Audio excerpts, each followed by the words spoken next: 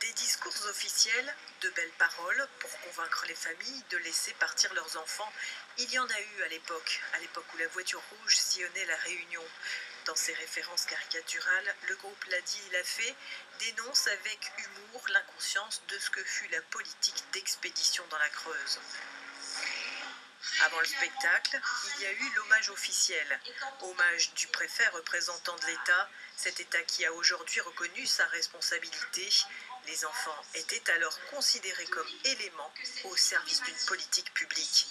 Je tenais en tant que préfet de la Réunion à être là, d'abord pour que nous connaissions cette histoire, que je la connaisse moi-même mieux, ensuite pour que les mémoires s'apaisent et peut-être qu'on aide chacun à se projeter vers l'avenir. Donc de ce point de vue-là, chaque fois que l'État que je représente aura à être interpellé sur cette histoire des enfants de la Creuse, eh bien je répondrai présent. Erika Barecht, qui est à l'origine de la résolution reconnaissant l'histoire des enfants de la Creuse, a également milité pour l'aide de l'État au voyage des déracinés. Il y a une continuité du combat. Je tiens à être là parce que maintenant c'est une autre étape pour eux. C'est une étape de l'accompagnement, du retour.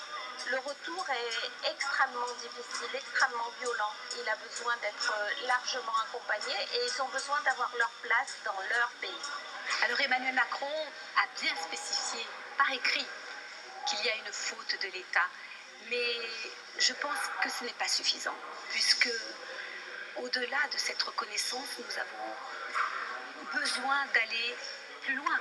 Au niveau européen, ce que l'on souhaite, c'est ouvrir le combat pour la lutte contre les abus envers tous les enfants. Une exposition présentait également les œuvres de Nathalie Bayot et son conjoint Nelson Boyer, le sculpteur qui a réalisé la stèle des enfants de la Creuse à l'aéroport, un hommage intitulé Résistance.